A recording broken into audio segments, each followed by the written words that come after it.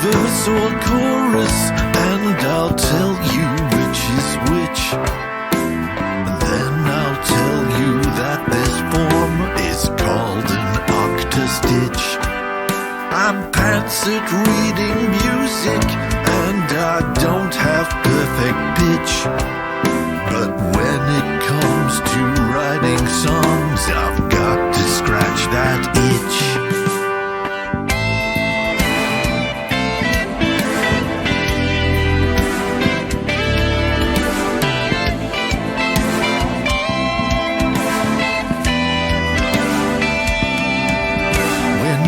HFO goes live on air, we all expect a glitch. 'Cause every show I do, I know that I will find a hitch. I'm not expecting what I do to ever make me rich. I'm having fun with making music here right now with you on Twitch.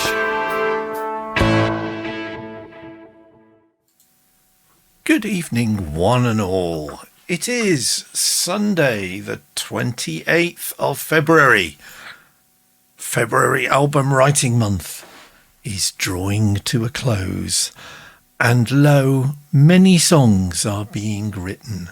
Hello to Januarius, hello to Ryako Music, hello to Array of Emotions.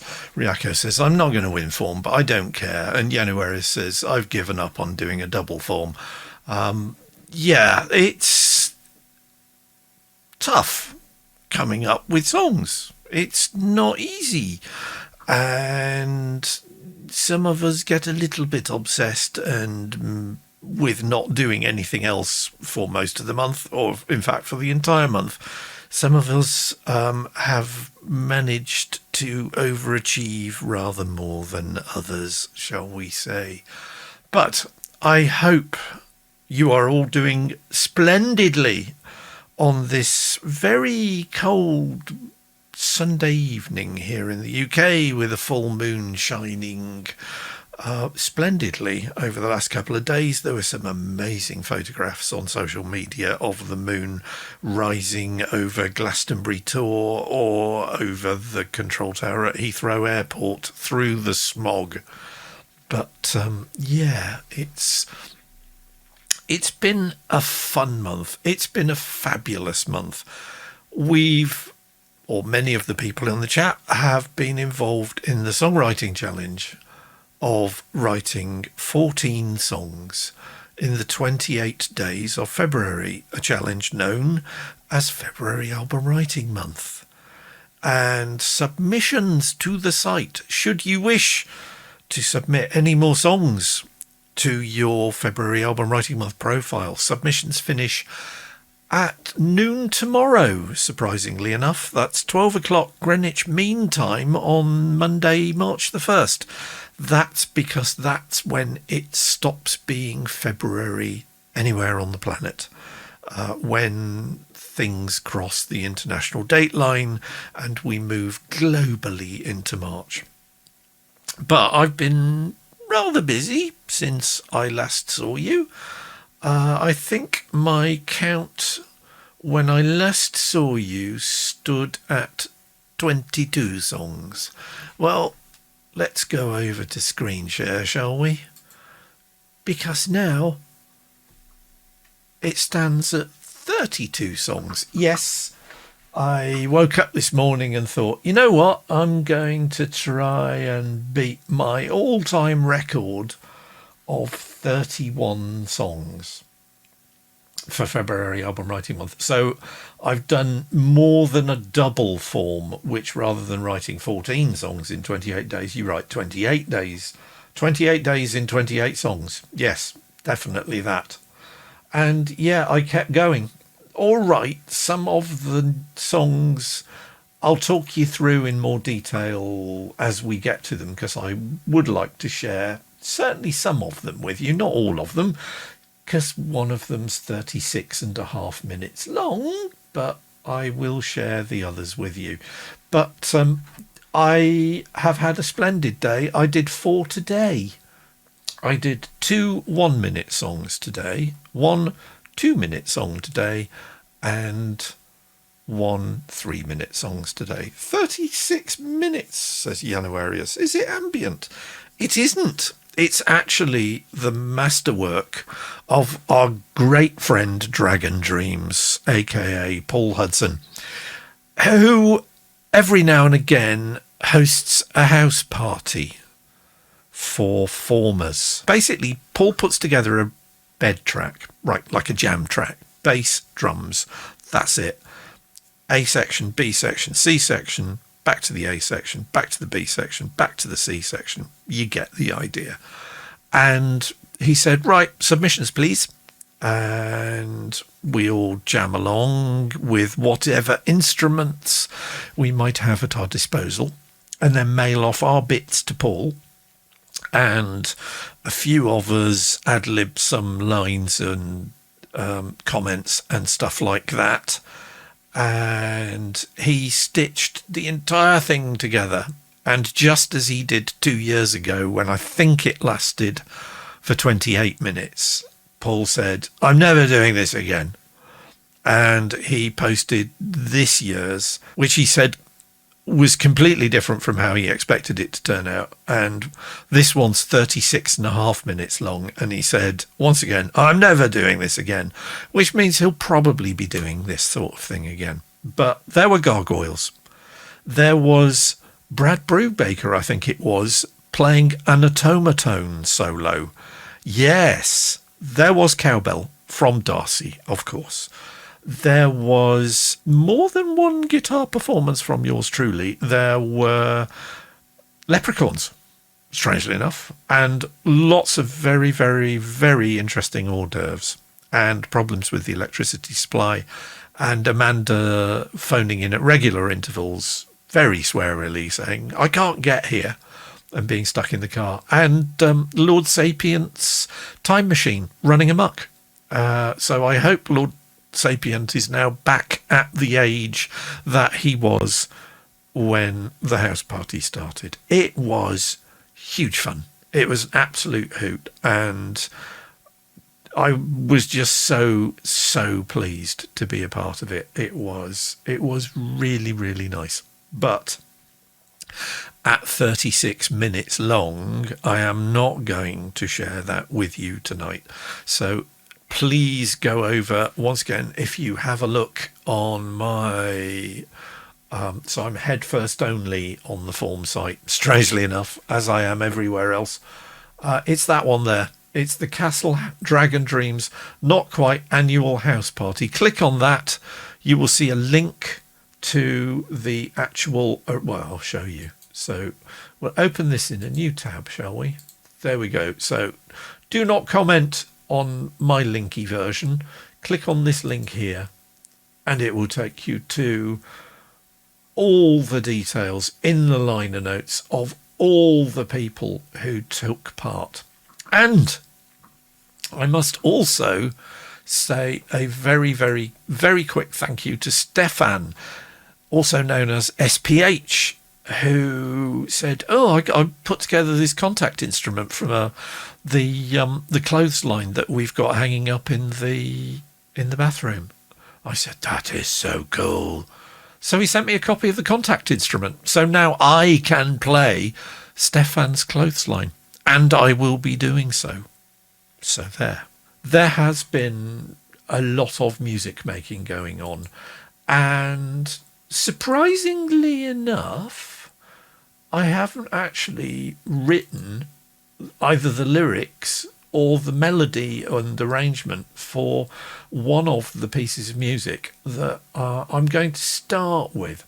So the other Peter Murphy, also known as Blind Kiwi on FAWM, wrote a splendid set of lyrics for a song called Where's the Gravy, which was about how religions weaponize the concept of deferred gratification to the point where you only get the gratification after you die, which kind of really isn't that much of a gratification if you don't particularly believe in the afterlife, shall we say. Yeah, I got beaten to the punch by Davy Boy 103, who wrote an absolute blinder of a song using Blind Kiwi's lyrics.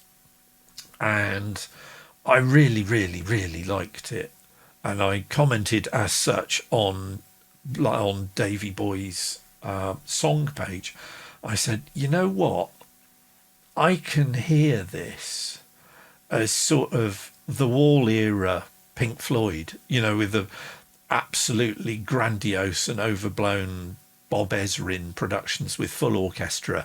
And it's just such a really vituperative lyric that you've got to get Roger Waters to sing it, basically. But Roger wasn't available and the rest of Pink Floyd weren't available. So I kind of said, well, all right, then I'll do it myself. And I did. And this is called Where's the Gravy?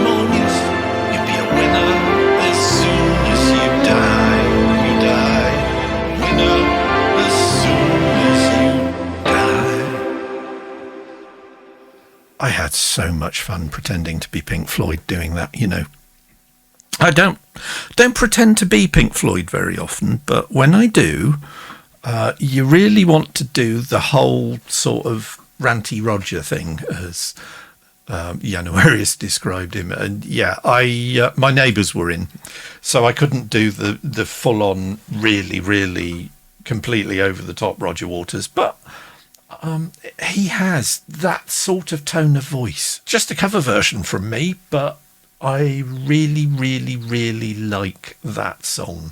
On Thursday night's show, I played you a piece of music which was kind of about the evil and just the way that this country is being run at the moment, and that was called Strange Attractor, which is a chaos term.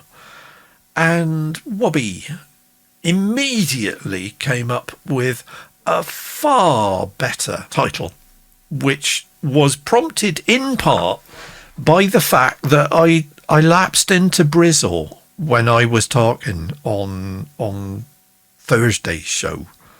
So rather than it being Stranger Tractor, it was actually better as Stranger Tractor. You see what I did there?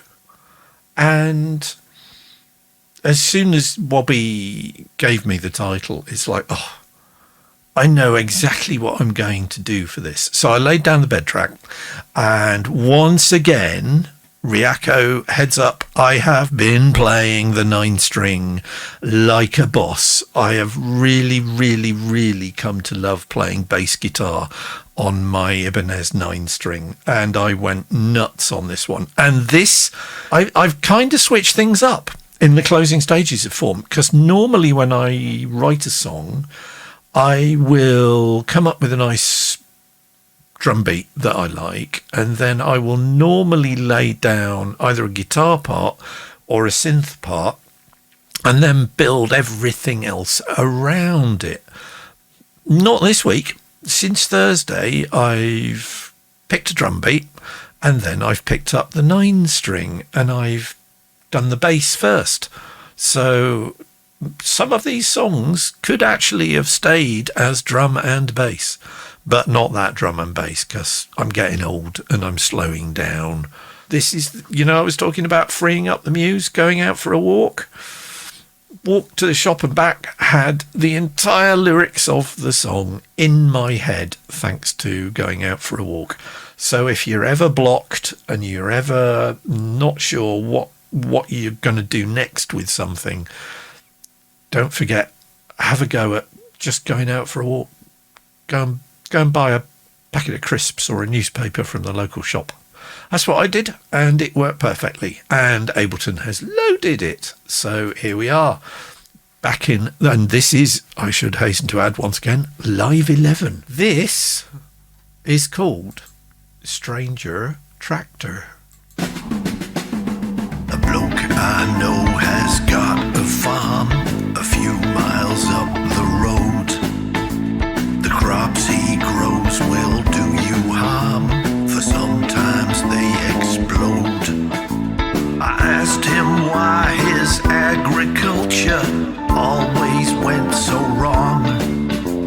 That was when he looked at me and then burst into song. Things haven't always been this way.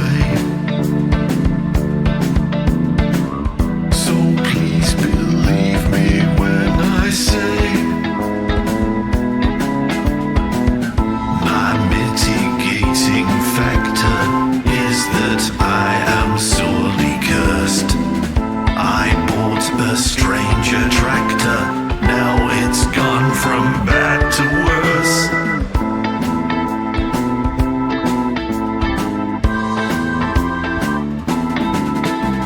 His story sounded credible, or so it seemed to me.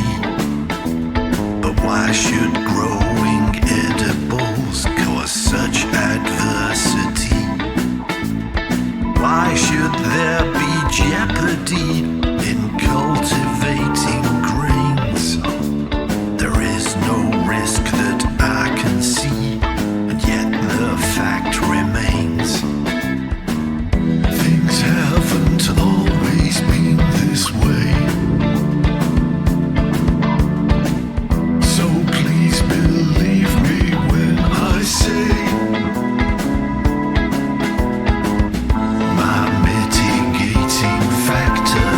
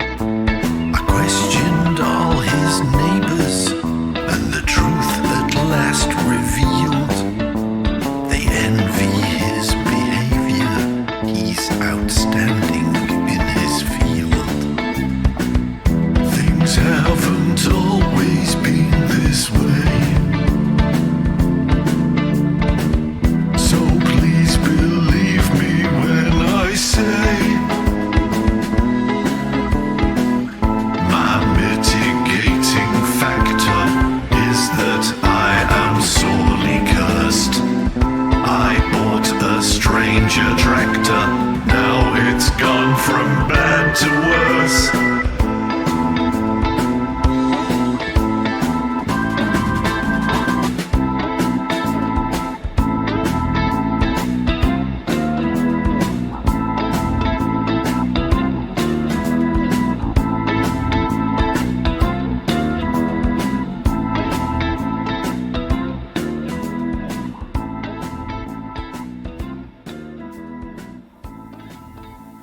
So, my lovelies, that was Strange Attractor by me, with me on backing vocals. And the strange noise, and it kind of is a strange noise, in the middle there, is the Arturia Fairlight being dropped through another one of the strange bouncy balls inspired by nature audio effects racks that comes with Live 11.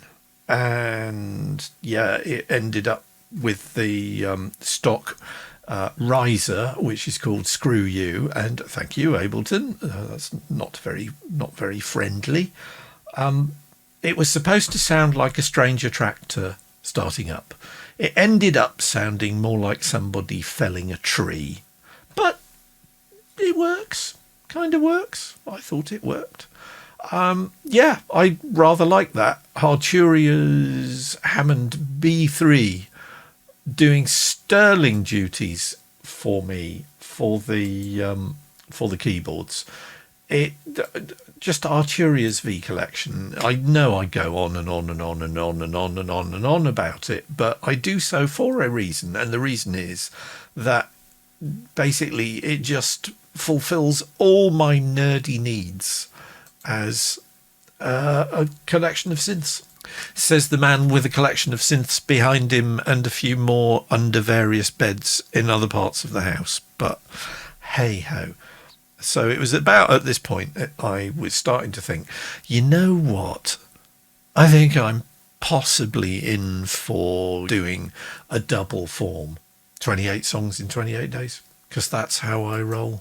But Mel, if you're cool with it, what I will play next is a track that basically Mel did all the heavy lifting. And so during 5090 last year, Mel and I took it upon ourselves to imagine what would happen if Captain James Tiberius Kirk of the Starship Enterprise ever encountered Björk Gudmundsdottir from Iceland. Go for it, says Riaka Music. Thank you. I will indeed. So we did a song last summer for 5090, and it's still on the 5090 site, and I've put a link in the new song's title in the liner notes, so you can go and listen to it and marvel at Mel's scarily accurate Björk impersonation, which is terrifyingly plausible, it has to be said. And she did all the music for last year's Björk and Kirk song, and she's done all the music for this February album writing month's Björk and Kirk song. So I'm going to play it you. It is called Björk and Kirk Go to Tesco's. Hi, my name is Björk, and I am here at Tesco's with my good friend Captain Kirk to buy ingredients for a traditional Icelandic meal. I hope you like it. Okay, everybody. Shopping lists ready and faces set to stun. When I was a little girl and I felt so alone, playing on a glacier and singing on my own, my mother made my favorite dish, fermented chai. milk and baby fish, and for dessert a bed of kale with slices of delicious whale. Did you say whale? Yes, I said whale. No. Whales and I have an understanding. They won't try to boil the Earth's oceans, and I won't eat them. Oh, but they're so good for you. They are very nutritious. Couldn't we eat something a little less, sentient? No! The whales, they tell me their secrets and then I eat them and I know things. I'm just gonna go over here and stock up on snacks. Don't buy anything unhealthy. I think you should be watching what you are eating. You're getting fat. So on this shopping list, it says, make sure Kirk gets plenty of greens. Yes? Do Orion slave girls count? Only if they're made of kale. Pity. You should look for wine. Maybe this would pair well with Romulan ale. Lots of Romulan ale. I don't think that goes with fish. Pop-Tarts. They've got Pop-Tarts. No, put that back. We're eating whale. Frankly, I'd rather eat a bowl of gack. You should be more worried about your health. What about diabetes? Oh, I never worry about that sort of thing. I just get Bones to give me a shot. Oh my God. Go find the baby fish. This is all so complicated. Life's so much easier when you have replicator technology. Stop complaining. Maybe we could just have half quantities on the blubber. No. If home is where the heart is beating, Is this a dish I should be eating? I share with you my whole every day. The thought of it still makes me sick. No, you love it. It makes music in your mouth. Crash, bang. Maybe we better get 2 6-packs of Romulan ale. I don't think they sell that at Tesco's. And a big pack of those cheesy Wotsits. Just to be on the safe side. I love cheesy Wotsits. They're so good. Get 2. I just love that track. That end bit where it reverts back to being a song from being spoken word is just... the first time I heard it, I actually missed it up. And that's despite Kirk doing his absolute best to ruin the atmosphere, quite frankly. But so good. And mad props for Mel for absolutely knocking that out of the park. I loved the judgmental side of Björk coming through there with the "you're getting fat." Because I mean, let's face it, this is the Shatner we're talking about here. You do not disrespect the Shatner, but Mel channeling Björk is able to do so and does so convincingly. Absolutely splendid stuff, and very, very, very proud of that track.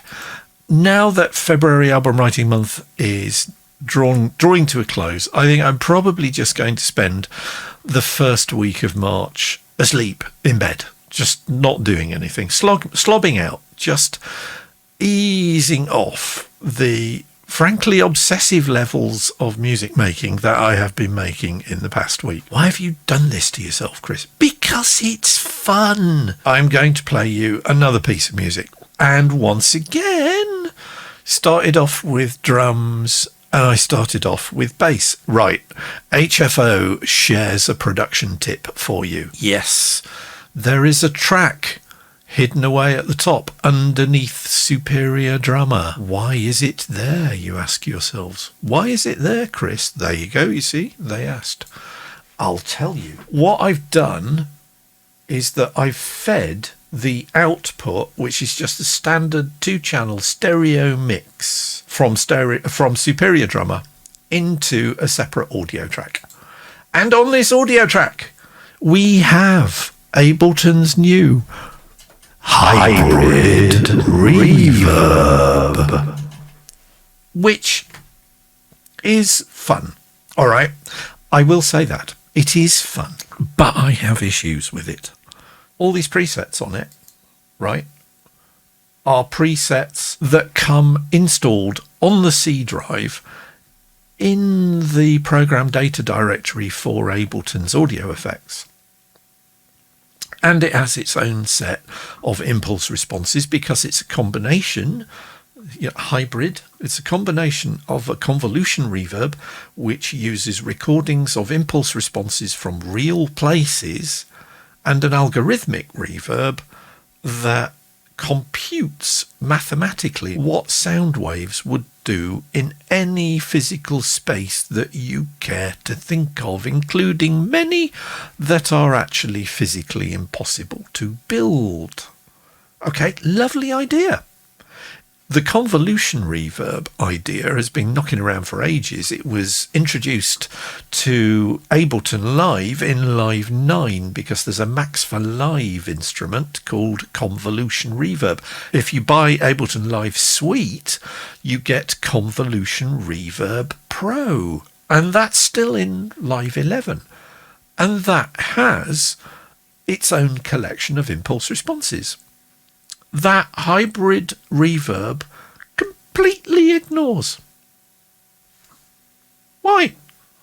What is the point of me trawling the internet over the past 6 years and building up my own collection of really cool impulse responses files, and then I discover that the only way I can add them to hybrid reverb is to pick out individual impulse response files using File Explorer or Ableton's own Explorer and drag and drop them onto the interface.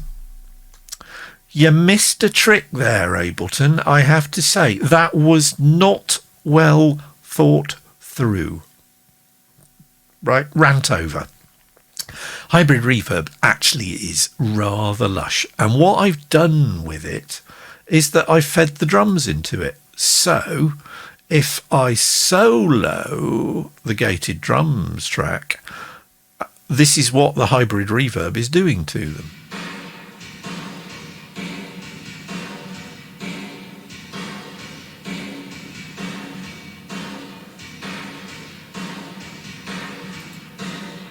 Which is, kind of splendid. And yes, it sounds like it's somebody playing a dustbin at the other end of a sports hall. But I then put a noise gate on. And the noise gate, I just tweak the threshold so that it just triggers when the snare hits. And this is what happens as a result of doing that.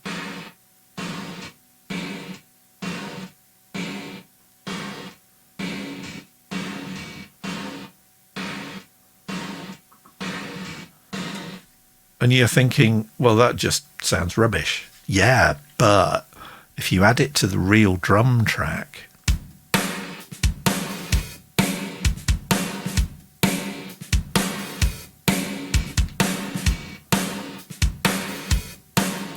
instant 80s drum sound. And yes, in the 80s, AMS brought out an absolutely astonishing solid state electronic reverb unit, and somebody discovered that if you dropped a noise gate on the AMS's reverb output, you could get wacky sounds like that out of just about any drummer on the planet. And during the 80s, most of them did exactly that. That was the drum sound. And the closing stretches of February album writing month have, I have to say, seen me very much put my 80s producer, 80s pop sensibilities hat firmly in place, with the result that this track is called Slave to the Algorithm. See, it's a Grace Jones reference. Pun? Yeah. Anyway, this is what it sounds like. It knows when you make each decision, your choice of airline when you fly. It tracks your movements with precision, outclasses any private eye. Sees what you stream on television, the brand of cereal you buy. It scrutinizes your transactions every time you leave the house.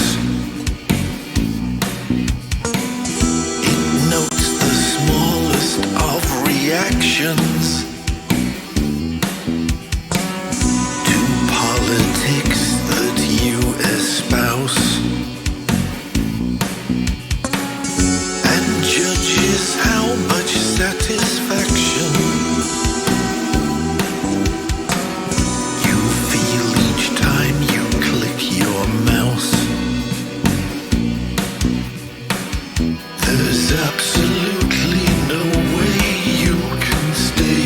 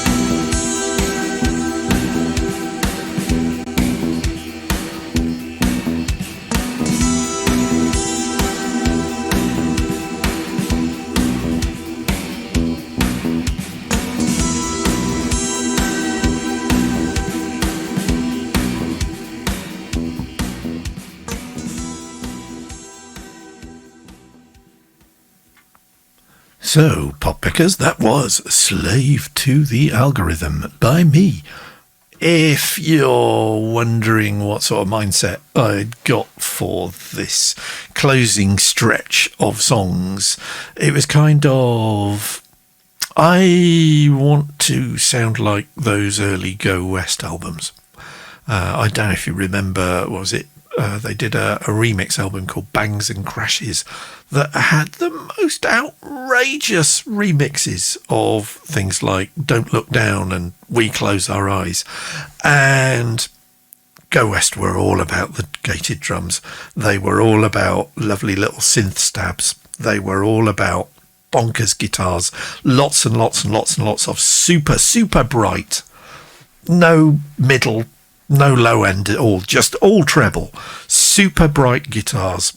Go West were the band that I followed in the 80s in terms of pop sensibilities. All right, yeah, I was metal, but in terms of sitting down and thinking, right, somebody here is breaking new ground with how they're writing songs and the technology that they're writing songs with, because that really wasn't a thing in metal. And the Go West production style, I just glommed onto. It's like, that's what I want my music to sound like. So 70s, it was prog, right? 80s, it was Go West. And yeah, so that was an attempt to kind of get the Go West sound. I think I'd nearly got there, but I think I need to have another go. One thing I will say with that track, and I've been following Riako's teachings very, very carefully, and this is one of the big things that I learnt in February Album Writing Month this month, is how you can use tiny little samples and snippets and synth patches that only crop up once or twice for a second to punctuate and signal transitions between sections of a song. And I mean, some of them are buried in that mix at like minus 25 decibels, but I can hear them and I can tell what they're doing to the song in terms of cueing you that something different is happening. And that is something that I will be studiously studying what Mel does in her streams on Wednesday nights at 2000 GMT, 2100 Central European Time, 2200 Eastern European Time, where you are, Yuha. Yeah, she shares a lot of really, really interesting tools and tips and techniques, and I've been shamelessly nicking them, and I used an awful lot of them in that track, and it's a much better track as a result. In the next track that I'm going to play you, I haven't used them at all. It is pretty much bare bones because we are now into the stuff that I've done today. Lol, thanks for the plug, says Riako Music. You're welcome, mate. Your show is well worth watching. I'm always happy to plug it. I managed my double form with that track. I think it was Slave to the Algorithm was track number 28. It was that track that sort of got me thinking, you know what? I really like that 80s sound, and I don't care if it's the 2020s. I'm just going to spend today playing about with some of my favourite sounds from the 80s. So this morning I woke up, I thought, you know what? Most I've ever written for February Album Writing Month was back in 2016. I wrote 31 songs for a challenge where you're encouraged to write 14. So I wrote 31 songs in 2016. And because I've already doubled formed as of yesterday, it was like, wonder if I could beat my personal best. So when I woke up this morning, had breakfast, and then thought, well, that's only 4 songs. I can write 4 songs in a day. That's easy money. So I fired up the studio in here and I sat down, and an hour later, just 1 hour later, I'd written this. which is called Audience Panda. And this is prompted by a discussion in the forums on February Album Writing Month, where we were talking about February Album Writing Month escape velocity is when it would take you longer than the month of February to listen to every song that's posted on the February Album Writing Month site. And it's only ever been achieved in form once before. And it makes a few assumptions. And one of the assumptions is that the average song these days lasts for about 3 minutes and 30 seconds. And there was a forum discussion on form escape velocity, which we achieved this weekend. So we've done it. It will actually take you longer than February to listen to all the stuff that was done in February for the February Album Writing Month site. And no names mentioned, but somebody said, well, I just think any song that's over a minute long's pointless. And it's like, that really makes me really, really, really, really sad that music is just viewed as a disposable commodity like that. You are talking to somebody who grew up with LPs, big chunks of very, very heavy black vinyl, or in the 70s when the record companies figured out that they could get people to buy an album twice with coloured vinyl. They're physical objects. You can actually read the sleeve notes without needing a magnifying glass. You got sleeve notes. You don't get sleeve notes in much streaming material these days. You know, I didn't lose my temper. I didn't go off into a rant because I'm trying to be cool. But that comment went in and stuck. And it went in and stuck to the point where this morning I thought, you know what? I'm just going to pander to that audience and I'm going to write a song that's a minute long and see if it's worth listening to. And I did. And because I'm pandering to an audience, this track's called Audience Panda. Some people think that the best length for a song is 60 seconds.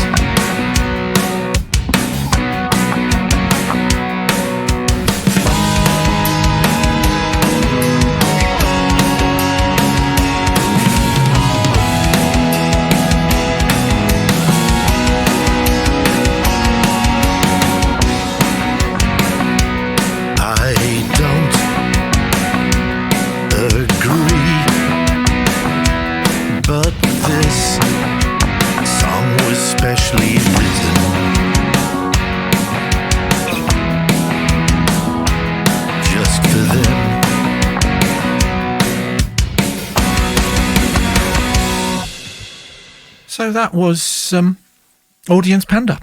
And January has compared that to Eddie Money. To be honest, I couldn't name a single song of his that he's done, and I don't think I've ever heard an Eddie Money track. And that was a minute long, and it took an hour. So, yeah, that's, 3,600 to 1 man hours in terms of end result to time dedicated to it.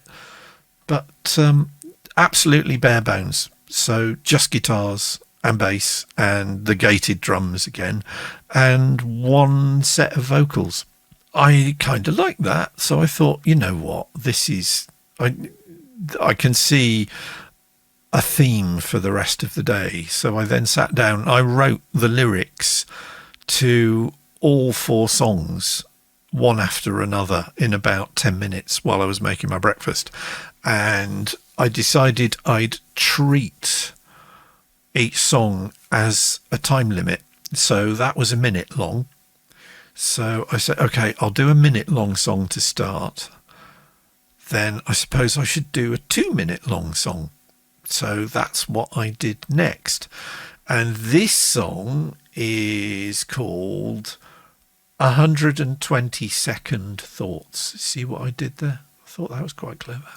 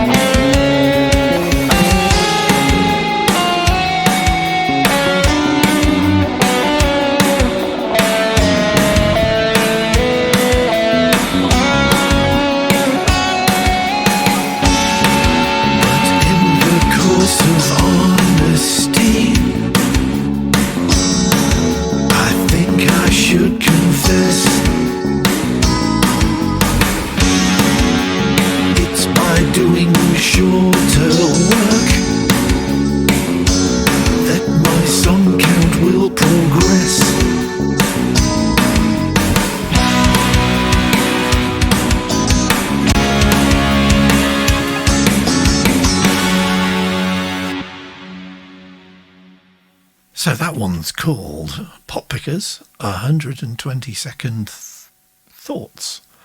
And that, I mean, that if you haven't picked up the Go West nods going on, then that track is about as overtly Go West as I could get away with without lawyers becoming involved.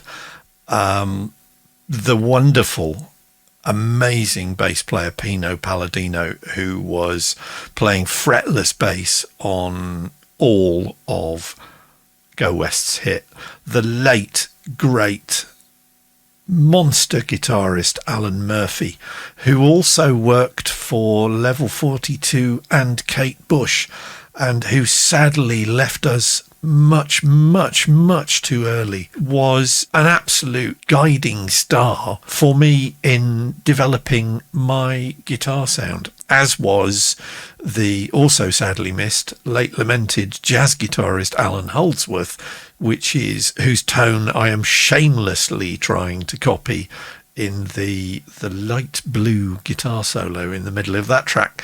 If I just solo the again, I've been honing my gated drum sound, right? And I think I peaked with this track because the drums on this, and then I'll drop the bass in, are just, it's like, okay, that's, if I only use that drum sound for the rest of my life, I will be happy. And to explain what the drums are, first of all, it's Superior Drummer 3, right? And it's doing that again. It's getting confused about which version I'm using. And I opened that earlier and it worked perfectly well. But it's completely messed up and I'm beginning to get a little taxed by it, Toontrack. But I'm using the Metal Foundry SDX expansion pack, and once again I'm using Devin Townsend's Dev Kit drum set, which I am then dropping live 11s and live 10s drum bus audio effect on it, which is transient shaping, which really brings out the transients. Transients are the initial really fast changing events that happen in playing a musical instrument, like when you hit a drum or a cymbal or you twang guitar strings particularly violently. You get very fast changing notes, and you want to keep those because those are important to the timbre and the tone of the instrument. If you take them away, you can actually turn one instrument into sounding like something completely different, and that's not always a good thing. So the drums, gated drums on this, I used a different reverb and then had a different reverb setting in Ableton's hybrid reverb, then had to tweak the threshold of the drums again so that the gate was just kicking in at the right place. But I think I got there rather well with this.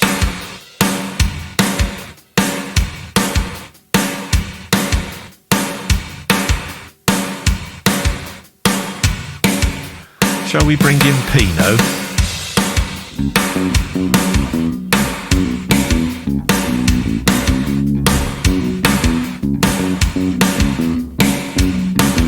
And Owl.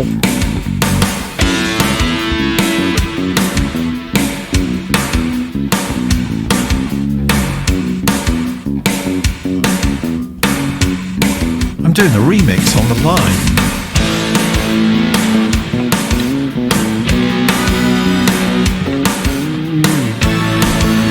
There you go, live disco remix. How about that?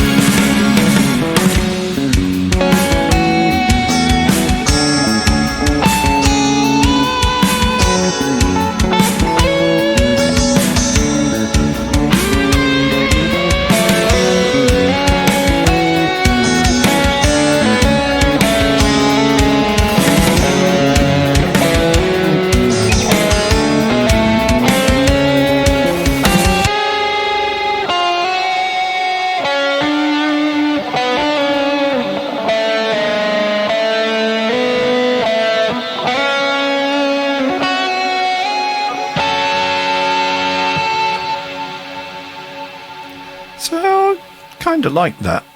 That one, I have to say, took me a little longer than the other one. I think that one took me about 90 minutes. So by this point, it was like, okay, right, that's it. Yeah, I can do this in an afternoon. And the next song that I wanted, so I've done the 1 minute song, done the 2 minute song. You can, I'm sure, guess what's going to come next, can't you? Yes, I did a 3 minute song. And this one, I sat down and it's like, okay, well, the 3 minute song is basically what I remember being told as a kid, that pop songs had to be 3 minutes because that got them into manageable chunks in between the adverts on commercial radio in the States, and then subsequently when commercial radio became a thing in the UK. And yes, I'm old enough to remember when commercial radio started. So I sat down. I thought, okay, well, if the ideal pop song is 3 minutes, why don't I write a song about what the ideal pop song would be? Yeah, I'm definitely going to have to do a highlights CD, aren't I? Because looking at that, it's saying that the total amount of music I've done in the last 28 days, and that does include the Castle Dragon Dreams house party, which was 36 minutes long. But I've done 2 hours, 45 minutes and 12 seconds of music. So that's a good 3 CDs. That's 3 decent CDs full of music that for old school like me, who still likes physical objects rather than, you know, all these streaming stuff. Yeah. 2 hours, 45 minutes. That's pretty, yeah, I'll take that. Yeah, so this is a song about writing the perfect pop song, the platonic ideal of a pop song, if you will, if you are aware of the teachings of the Greek philosopher Plato. And yeah, this one's called Platonic Ideal. All of us want to write that it's most of the time it all goes wrong. So I present to you this kit, the platonic ideal of a song.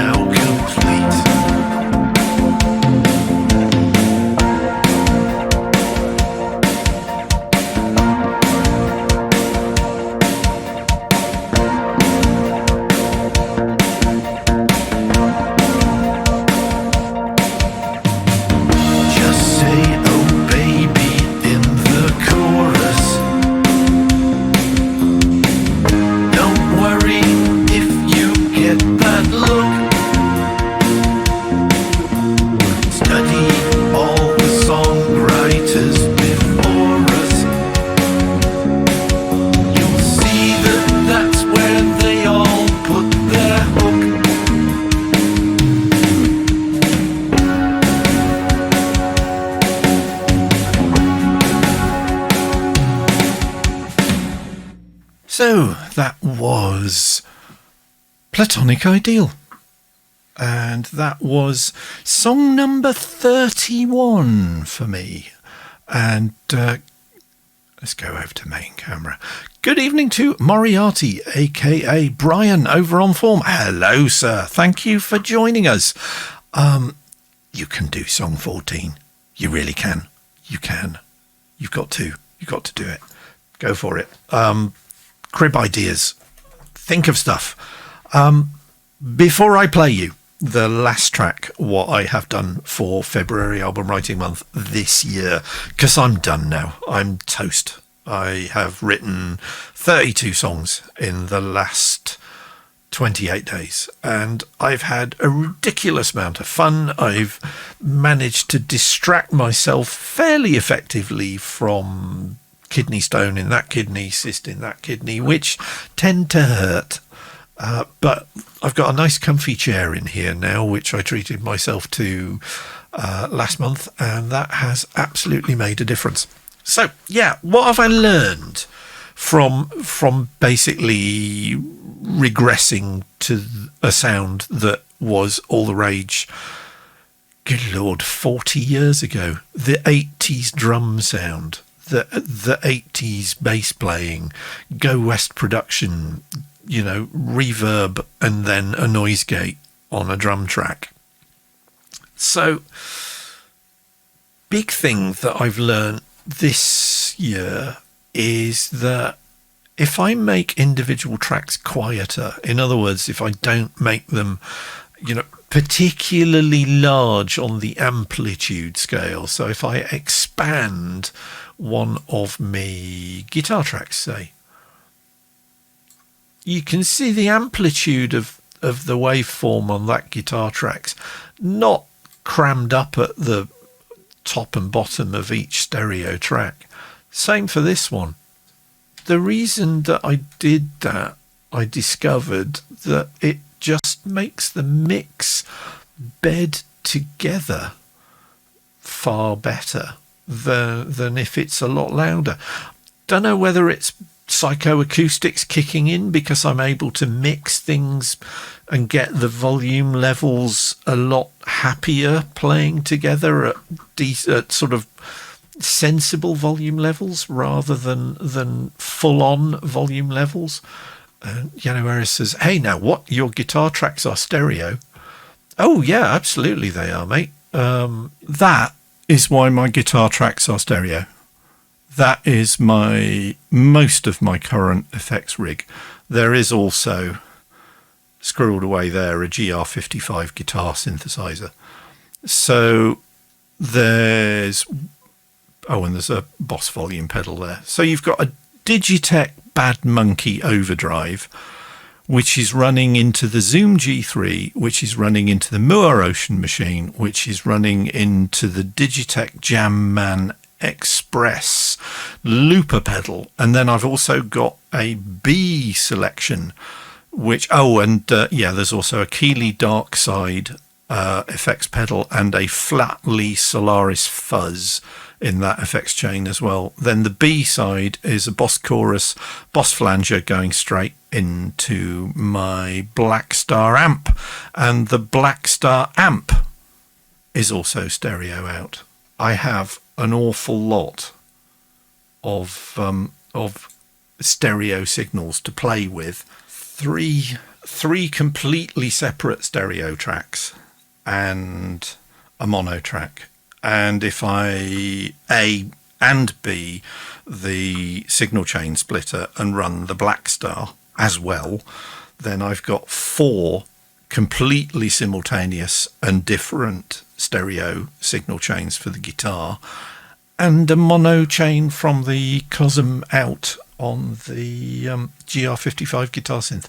So it's a big sound. There are, if you look on my YouTube channel, and hello to YouTube subscribers out there, please subscribe to my YouTube channel if you haven't done already. If you have, then thank you very, very, very much for doing so. Please click the like button when the edited highlights of these shows pop up twice a week on my YouTube channel. There is a video on my YouTube channel called plugging the Parker Fly into all the things, and you can hear exactly how big a guitar sound I get when I have everything running. Smack that bell, says Januarius. Exactly.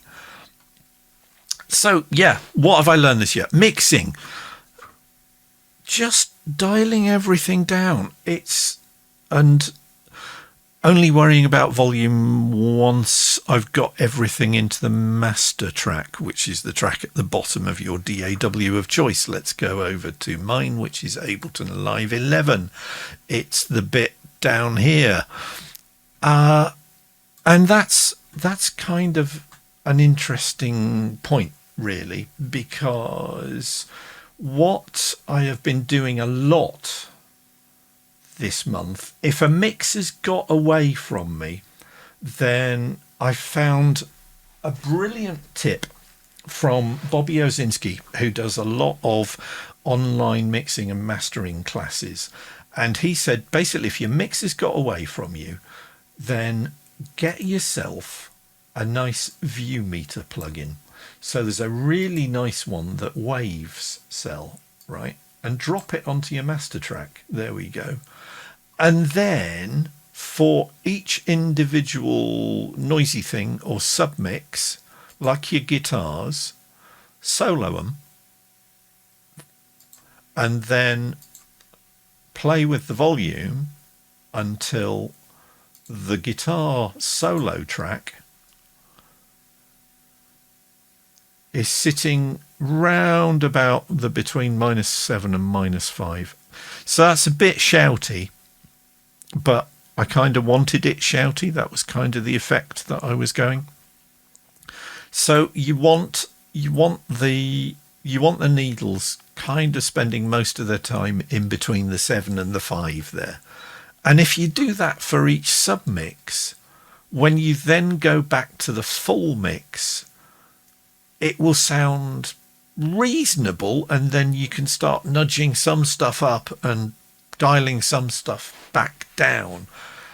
And it was just that idea of staying in the 7 to 5 zone rather than what I was doing, which was, it should be about -3 to 0, really, because I just want the meters beginning, the LEDs on my desk and everything to begin to light up. No. Now, okay, says Januarius, at which point do you dial the volume down? Because it's obvious for vocals and guitar, etc. You just turn the gain down. However, with VST synths, it can be a problem. So do you have a channel strip where you gain stage everything? I tend to avoid gain staging as much as possible. I don't want to be dicking around with gain actually in the plugin, or then on some individual channel strip, and then on the actual track control, and then on the master control. I try and keep it as simple as possible. And usually I will just dial down or dial up the gain on the actual plugin if it's a VST synth, or if it's the guitar, then I just dial the faders down, and I'm looking for that sort of amplitude in the middle. And my ears are good enough now that I can hear when something's beginning to clip. And conversely, if it's too quiet, I want it a little bit so that it's holding its own with everything else. And let's face it, when you've got Superior Drummer being fed through drum bus, which really adds about 5 dB to the effective gain of the Superior Drummer plugin, you really do need to start dialing stuff down. Januarius says, with the plugins, it's annoying because when I change a preset, the gain jumps up to 0 dB again, which is crazy loud. Now that is one thing that I am lucky with in terms of my synths, because for a lot of them, I haven't actually done it on this track. I don't think, yes, I have.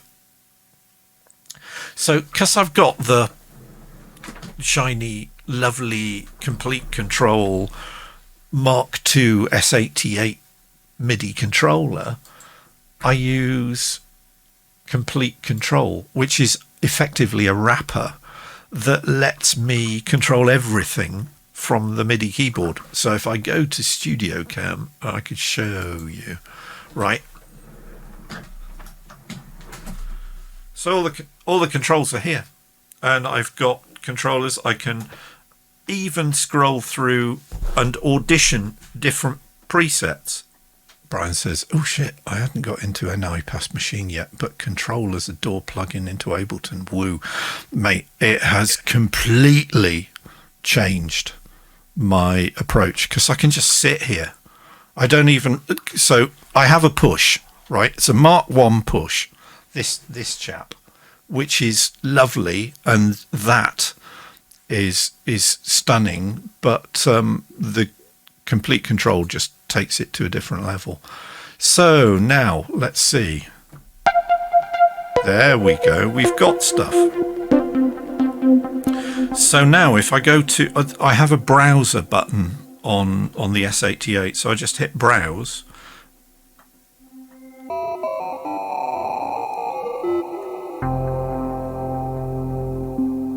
I can audition each patch and just scroll through it until I find one I like, and I go, oh, that's rather good, I'll have that one. Then I just hit the button. I can control the gain from this particular controller, so I can do shitloads with it. It is absolutely fantastic. That was my Christmas present to myself this year, and it was the culmination of putting the studio together, because the opening credits to this show what this room used to be like. I basically had a high-level bunk bed with a computer desk built underneath it, and all my gear was on the computer desk, and every time I stood up I would cut my head open because I'd forgotten that there was a bed frame directly ahead. And when you've no hair on the top of your head, it hurts, and there was quite frequently blood. So yeah, that was the idea of gain staging. I try and keep it to the master track. I try and keep it. Where it says, "Are you still flinching when you stand up?" I think I've got over it now, but it took me months. But now I walk in here, and because it's just a completely different room, and the desk that I have here that was put together from recycled scaffolding wood by Guy Mitson at Chunky Studio Furniture down in Banwell, which is the other side of Bristol. So it's all locally constructed, locally sourced, very, very carbon friendly. And it's an absolutely stonking desk. It's built like a tank. It's got 19-inch rack mounts and everything in it. It's got I put a power strip in for my PC down in the 19-inch rack unit down by my left foot. It's absolutely glorious. But so mixing was one of the things that I've really learned this month, of just being able to glue stuff together, and with using both Isotope's Ozone as a mastering tool, and really taking the time to sit down and RTFM and actually find out what I could do with it and how it worked. And although I've not been using them during February album writing month to save time, since 5090 finished last summer, I've started to use Insight 2 and tonal balance control, so that I've been teaching my ears what the EQ curve of a rock track or a jazz track or an orchestral track would sound like. And my ears are just a lot better this year than they have ever been, in terms of just listening to what's going on and going, oh, that's too loud. And I mean, Yuha was watching me stream a couple of weekends ago when I was writing one track, and it was like, there's something wrong with that bar. Something I don't like, something in that bar. And it's almost your subconscious has started joining in the mixing process. And it was absolutely right. And I'd mistimed a guitar chord, and I was about 8 milliseconds late playing it in one bar. And it really, really stood out to me. And it was like, oh, there it is. Moved it, and suddenly it all sounded so much better. So I'm beginning to develop the other side of the producer talent spectrum. So I was at a TEDx conference many years ago that was organised by Thomas Dolby, and he sat down and had a conversation with the record producer William Orbit for 20 minutes, and it was just the two of them talking about how they go about producing records. And one of the things that William Orbit really struck me that he said is that as a producer, as a mixer, you have to be able to switch between hearing the whole thing as a finished song and having laser focus on an individual drum hit or synthesizer note or vocal nuance, whether it's a breath or just not quite hitting a note properly. And it's not exactly all to the good, because you start noticing it so much more. And I think I've been a lot fussier about getting rid of stuff like that during FAWM this month. And we were talking about this earlier. The converse of that is that it's all those little things, like little bits of punctuation, like rises and drops and synth stabs that might be really, really quiet, and they might only happen once or twice in a song. But you put those in, and my goodness, it lifts the whole thing so much. And yeah, totally learnt that from Ryako, seeing what Mel does to a track in terms of how much little extra embellishments and the icing on the top of the cake that she puts into her stuff.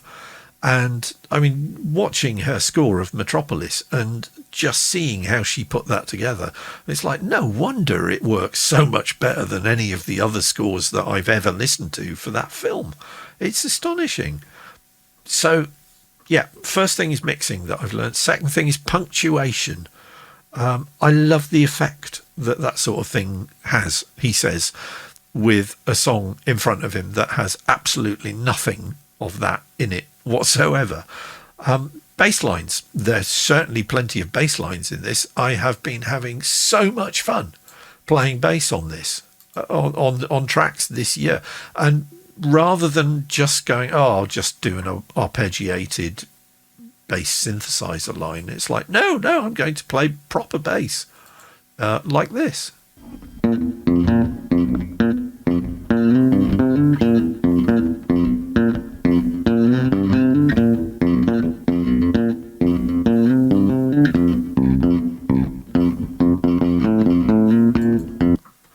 So, I mean, it's messy. There's loads of fret noise because I haven't bothered EQing it or anything else, but that's me playing a physical instrument. And it's like, Moriarty says, Andrew Huang called that stuff ear candy. Really good name for it. Really makes a difference. Really does. And I love Andrew Huang's YouTube videos. I mean, that man's gear. Oh, I have never gone down the modular synthesis rabbit hole, right? I've been tempted. I've been very tempted. I've now got a lot of software-based modular synthesis tools, because one of the things that I got when I bought the keyboard, I got Complete 13, and that comes with Blocks, which is Native Instruments sort of VST modular synthesis tool. Never touched it, because I know once I go down that rabbit hole, I will go deeply down that rabbit hole. But Ryako Music says, okay, just mastered my song and I'm putting it up. Excellent stuff. Good. You did it. Brilliant. Thank you for letting us know. And get yourself a beverage, relax, chill out. Form is nearly over. We can all collapse in a heap from all the efforts that we've done over the last month, because it has been fabulous. One of the other things that I've taught myself this February album writing month is the importance of templates, of having a synth pop template, of having a template that lets me use the whole of the BBC Symphony Orchestra package, that lets me do ambient stuff, that is all set up with tools already loaded up the way I like them. So there is now a templates folder in Ableton Live 11. And as you can see, I have quite a few different templates available. And for the first 8 years I used Ableton, I always just started off with Ableton's default set. Hadn't even tweaked the default set and changed it into something that was usable for me. It's like, how much ridiculous amounts of time has that wasted, when I could have just said, I'm going to do a synth pop track now, I'll use that template, and just clicked on it, and it would have my drum tracks loaded up. It would have complete control dropped into all the synth MIDI tracks. It's like, it's mad.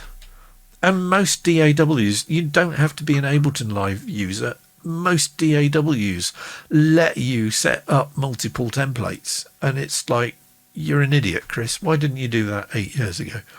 And it's like, yes, because I'm an idiot. And the final thing that I've learnt this year, and these aren't the best example, but they're still pretty good, is that I have rediscovered the joys of gated drums.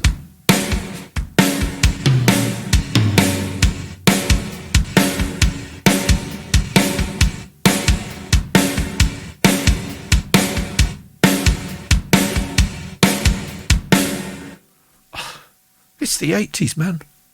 The 80s were my formative years as a musician, of playing music, of gigging, actually being a keyboard player and playing in front of real people at venues which strangely have all been demolished now. You know, the Spinal Tap line that Marty DeBergi delivers about where Spinal Tap played their first gigs, about don't bother looking for it, it's not there anymore. Well, for me, Hemel Hempstead Pavilion's not there anymore. The Square in Harlow's not there anymore. I don't know if the Griffin's still there anymore, but, you know, it's really, really quite disheartening, really. But the 80s, very, very much my sort of thing. Gated reverb, very, very much my sort of thing. Yano Arias says, can you destroy a track with gated reverb? I don't think it's possible. And shout out to Hugh Padgham, who was producing, engineering Peter Gabriel's third album, and they'd overcompressed the talkback mic, or there was some peculiar glitch with the mixing desk at Real World, and he left the talkback on while Phil Collins was playing the drums. And when they heard what the drums sounded like through the talkback mic, it was like, do not touch anything on this desk. And that was where gated reverb came from. And then eventually everybody was doing it. And quite rightly so, because it's a fantastic sound.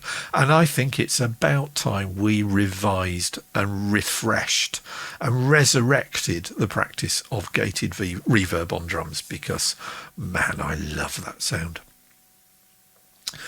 So that was Platonic Ideal. That was track number 31. Yes, I've been overachieving during FAWM this year. I really have. Now, I may have been overachieving, but one thing that I did say I was going to do, and you may have forgotten it, but I haven't forgotten, is that I said I was going to teach myself to write a classical string quartet. And I thought I'll just use the Spitfire Audio string quartet tool that comes in Live 11. And so on Tuesday, when I installed Live 11, I opened the Spitfire Audio string quartet pack that you get and realised that it didn't work how the BBC Symphony Orchestra works, where you have explicit tracks for the cello, the viola, first violins, second violins, double basses, trumpets, trombones, whatever else. It works like the orchestral foundations packs that you get with Spitfire Audio's other brilliant orchestral tool that I've got, which is called Abbey Road 1, where you just have an instrument, and depending on where you play on the keyboard, the instrument will go, oh, well, that's cellos. And if you play a bit higher up, it's like, okay, well, that's second violins. And then if you go a bit higher, you're going to get into first violins territory, because the firsts always play above the seconds, apparently, is a thing. So the Spitfire Audio string quartet tool in Ableton Live 11 does that. It's just one instrument, so you don't faff around going, well, that's the cello part, and that's the viola part, and that's the second violin part, and that's the first violin part. You just play it. And January says, I don't know if I like that. You're way ahead of me, because I was exactly the same, because I was saying, well, look, I'm writing it. If I'm going to write a proper string quartet for cello, viola, first violin, second violin, then I want to treat them as separate musical instruments. So it's like, okay, well, I'm not going to use... So I'd put off doing this, because I thought, strangely enough, I was going to use this brand shiny new tool and get to know how it worked, and then use that to write a proper formal string quartet. And of course, I put off doing this until Tuesday night, when I'd actually finally installed and downloaded the 30 gigabytes plus of the additional packs that you get free with Ableton Live 11. So Wednesday morning comes and I start doing my string quartet, and I've been doing my homework, as you can see from this Ableton Live set. So if I get out of the way and just show you the screen, I've been reading up on the formal structure of a proper string quartet, as in Haydn, as in Bach, as in whoever else you might pick as a role model for the writing of string quartets. Philip Glass, if you wish. I have the complete string quartets double CD of Philip Glass's string quartets, and they're beautiful.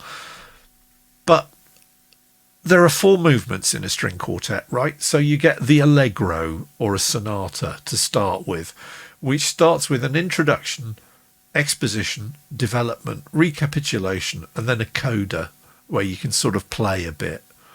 Then you get the slow movement, which has an A section, a B section, and then an A section. Then you get the minuet, which is a type of formal dance, really, for 2 people, right? And that has an A section, a B section, and a C section, and then recapitulates the A section. And then at the end, you get the rondo, right at the end, which has an A section, B section, an A section, a C section, an A section, a B section, and an A section. So I've got all my locators all organised, but as you can see, it is rather sparsely populated. In fact, the only thing I've got here is a little few sketches of the cello and viola parts for the slow movement that go like this.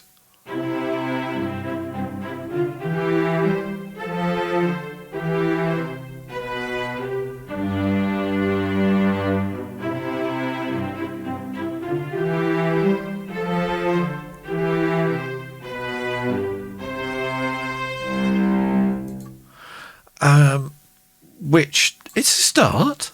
All right, it's not the whole thing, because the whole thing will run at just under 15 minutes.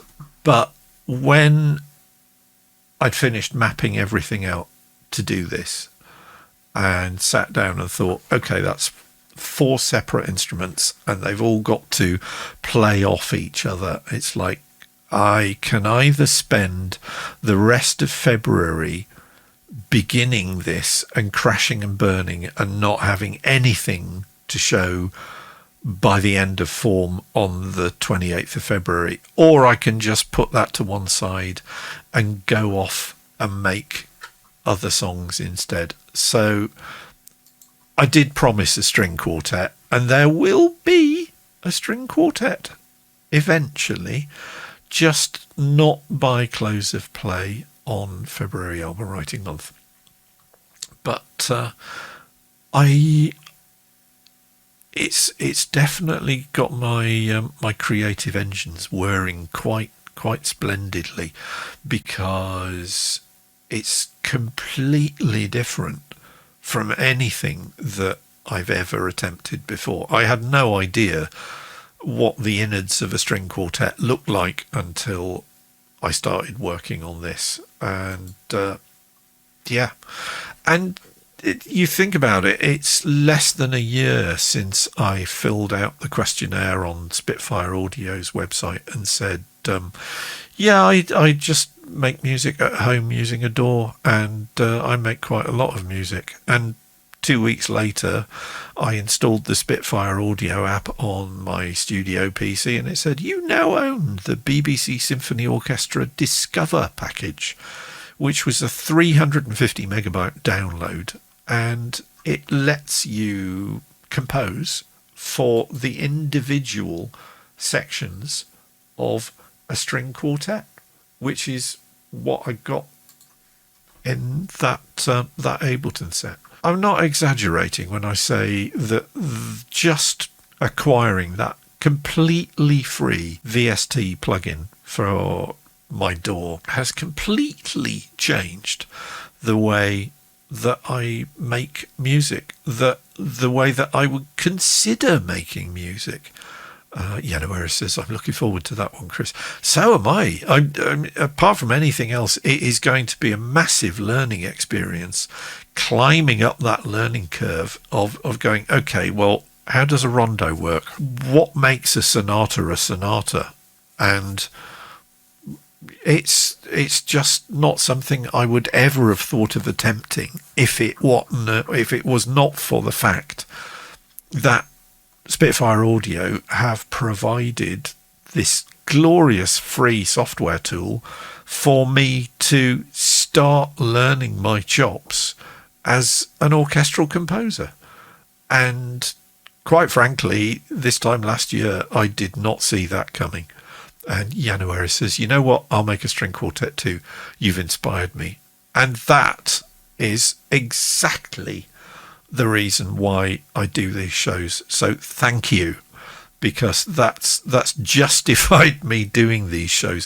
What I want to do with all of these shows that I do on the Sunday nights and the Thursday night shows that I do, it's all about my musical journey. But I don't travel alone. I travel with you guys, and I want you guys along to see the sights and make the discoveries that I'm making on that journey with me. And if I get you making music as well, or inspire you to make different music or try new things doing music, and Riaka Music says, you're going to have to teach me now. Well, I have to repay the favour for all the teaching that you've done for me this year. Let's all do string quartets together, and it will be amazing. And it would never have happened if we hadn't had access to Spitfire Audio's free tools. Spitfire Audio this week launched 2 additional plugins for the Abbey Road 1 Orchestral Foundations tools. They are Sparkling Woodwinds, which is woodwinds with the option of an added glockenspiel. And believe me, if you've watched any movies, you've heard that pairing more than once. and low strings. So there are additional elements of Abbey Road 1.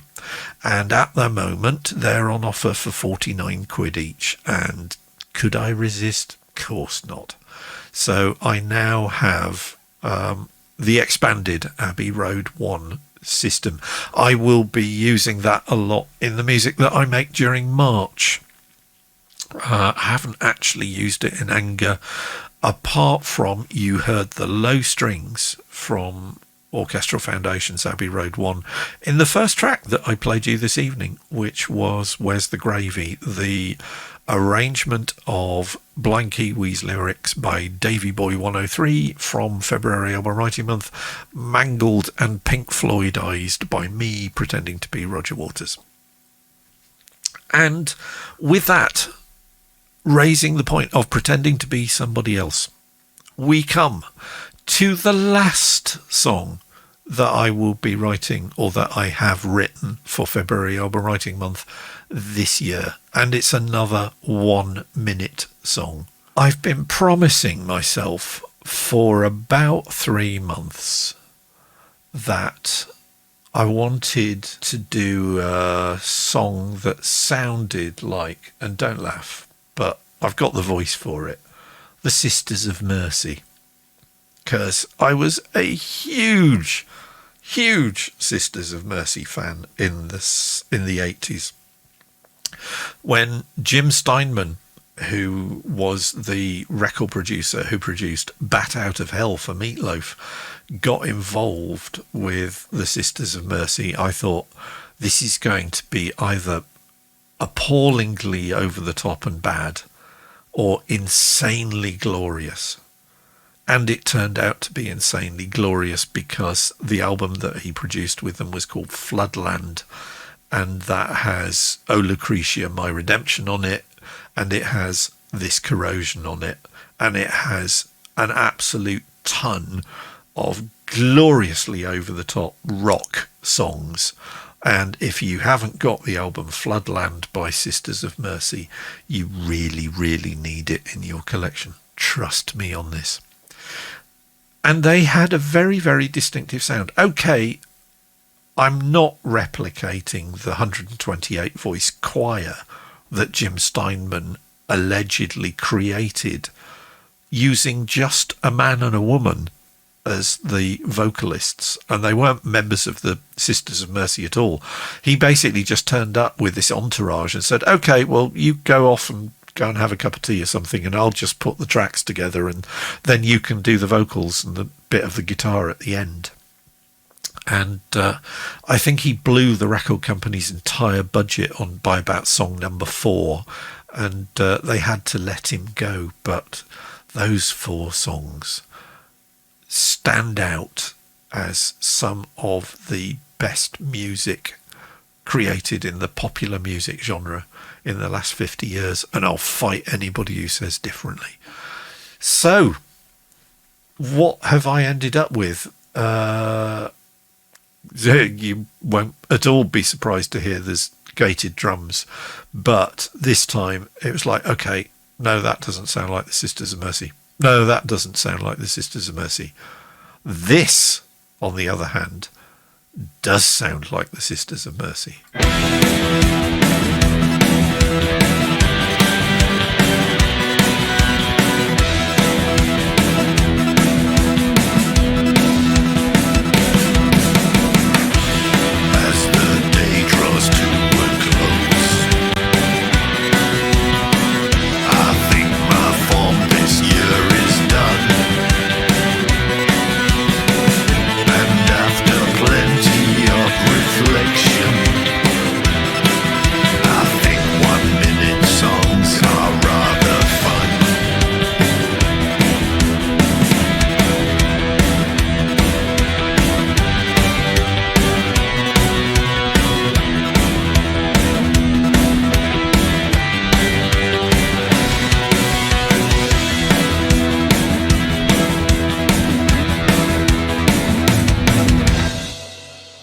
So there you have it. That's called On Reflection, and that clocked in at exactly 1 minute. at the cymbal hit. And there are 2 guitars, gated drums, 2 synths, and 2 vocal tracks, and that is it. 1-minute songs. I think it's silly, but I've had fun with it, so what the hell. Brian says, out of curiosity, do you folks use something like DistroKid or some other service to populate all the services with your stuff? I used CD Baby, and they basically say, oh, we'll do everything for you. And it's ridiculously cheap, to be honest. I mean, it was like 50 quid. Yeah, the thing with CD Baby is that they also take over your sync licensing, which I have subsequently discovered is the one part of your stuff that you really, really should hang on to, because it's sync licensing where people are still able to make decent money placing their music.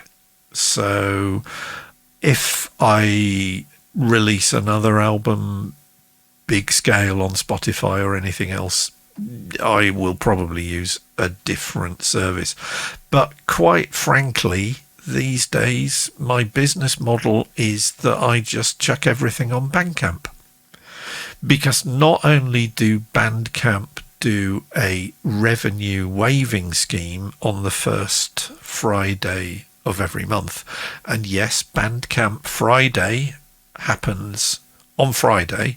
So if you want to go over to headfirstonly.bandcamp.com, I've got quite an extensive discography there. I'm now basically releasing about an album a month. They're all pay what you want. You don't have to pay any money at all for them at all.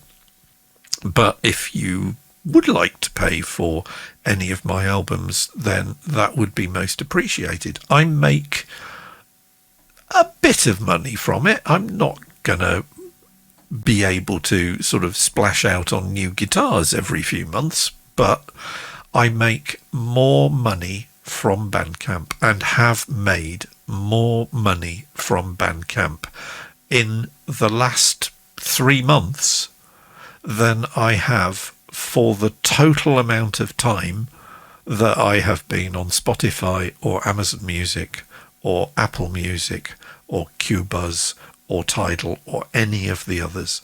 The income from Bandcamp alone it's orders of magnitude above what I get from any of the other distribution platforms. So that's kind of my business model from now. It's like, yeah, okay, I'm just gonna use Bandcamp. Riako Music says, I use DistroKid, but I use it because somebody told me to, lol. Well, if the person that told you to use DistroKid knows what they're talking about, then that's right. That's the thing to do. So, yeah, that's track number 32 that I've done or been involved with doing something on during February Album Writing Month this year, which is a personal best. Did 31 songs in 2016, and I thought I'd gone a bit mad when I did that. But yeah, 32, and it's a power of 2. It's a good number in binary too. So I'm happy with 32 songs. The form site closes for submissions at noon tomorrow on March the 1st, noon GMT tomorrow. But I'm not going to do any more stuff. I think I'm pretty much done with doing 32 songs. But the work continues on February Album Writing Month because I've got a lot more commenting to do.